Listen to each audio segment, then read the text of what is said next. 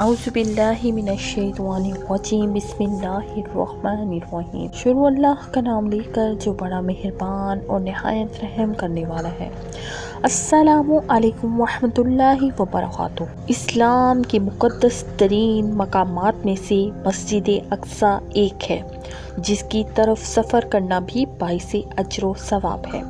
مسجد اقصی اپنے آپ میں ایک مکمل تعمیری تاریخ رکھتا ہے، جس کا تعلق قوموں کے عروج و زوال اور پیغمبروں کے مبعوث ہونے سے ہے۔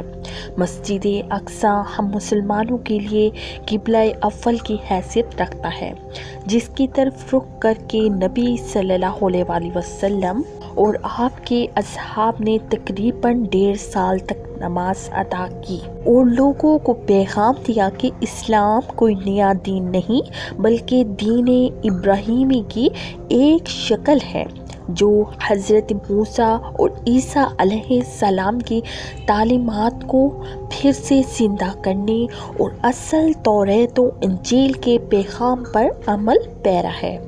حضرت ابو ذر غفاری سے روایت ہے کہ انہوں نے نبی صلی اللہ علیہ وسلم سے پوچھا، اے اللہ کے رسول صلی اللہ علیہ وسلم، اس روئے زمین پر سب سے پہلے کون سی مسجد تعمیر کی گئی؟ آپ صلی اللہ علیہ وسلم نے فرمایا، مسجد حرام۔ انہوں نے پھر پوچھا، اس کے بعد کون سی مسجد تعمیر کی گئی؟ آپ نے فرمایا، مسجد اقصی۔ حضرت ابو ذر غفاری نے کہا، ان دونوں تعمیر کے درمیان کتنا وقفہ ہے؟ آپ نے جواب دیا، 40 سال۔ علماء اور مفسرین کی ایک جماعت کے نزدیک مسجد اقصی کو سب سے پہلے خود حضرت آدم علیہ السلام نے تعمیر کیا تھا اور بعد میں حضرت ابراہیم علیہ السلام نے اسے دوبارہ تعمیر کروایا۔ روایتوں کے مطابق اللہ نے حضرت جبرائیل کو خصوصی طور سے حضرت آدم علیہ السلام کی طرف بھیجا اور حکم دیا کہ مسجد حرام اور مسجد اقصی کی تعمیر کرے۔ ابن ہشام نے اپنی تاریخ میں لکھا کہ جب بنی اسرائیل فلسطین میں مضبوط ہوئے اور ان کی ریاست قائم ہوئی تو حضرت داؤد علیہ السلام نے بیت المقدس کی دوبارہ بنیاد رکھی اور پھر آپ کے جانشین اور فرزند حضرت سلمان علیہ السلام نے مسجد اقصی کی مکمل تعمیر فرمائی۔ غرض یہ کہ احادیث اور تاریخی روایتوں سے یہ پتہ چلتا ہے کہ بیت المقدس کو کئی مرحلوں اور ادوار میں بار بار تعمیر کیا گیا۔ حضرت سلمان علیہ السلام اللہ کے جلیل القدر پیغمبر تھے، جن کی سلطنت مشرق سے مغرب تک تھی اور انسانوں کے ساتھ چرند و پرند، جانور، حیوانات اور جنات پر بھی آپ نے حکومت کی تھی۔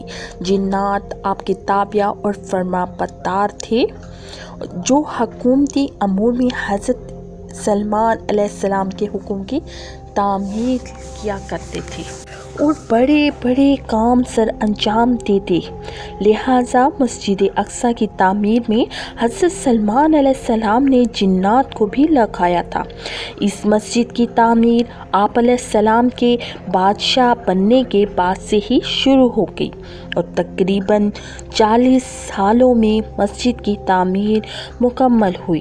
تعمیری مقام پر حضرت سلمان علیہ السلام نے شیشے کا ایک حجرہ بنایا تھا، جس کے اندر آپ علیہ السلام عبادت کرتے تھے۔ آپ علیہ السلام اپنے عصا کے سہارے کھڑے رہتے اور اللہ کی عبادت میں مشغول رہتے۔ یہ عبادت طویل ہوتی تھی۔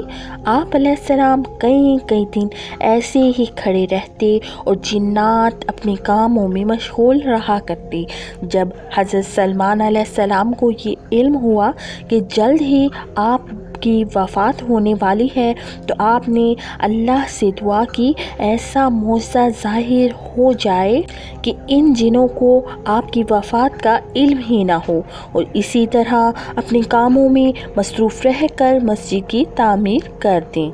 لہٰذا اسی حجرے کے اندر جب آپ عبادت میں مصروف تھے تو آپ کی روح قبض کر لی گئی، لیکن اس عصا کے سہارے آپ کا جسم ویسے ہی کھڑا رہا اور جنات یہ سمجھتے رہے کہ آپ عبادت میں مشغول ہیں۔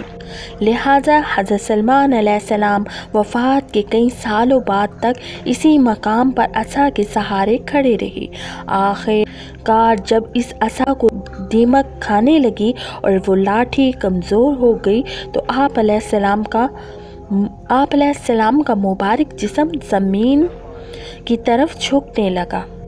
تب جنات کو یہ علم ہوا کہ حضرت سلیمان علیہ السلام کی وفات ہو چکی ہے۔ اس واقعے کو اللہ نے قرآن میں یوں بیان فرمایا: پھر جب ہم نے ان پر موت کا حکم بھیجا تو جنوں کو ان کی موت کا علم نہ ہوا، مگر زمین کی دیمک ان کا عصا کھاتی رہی، اور جب سلیمان علیہ السلام زمین پر آئے تو جنوں پر وہ حقیقت کھل گئی۔ اگر وہ غیب جانتے تو اس خواری کے عذاب میں نہ ہوتے۔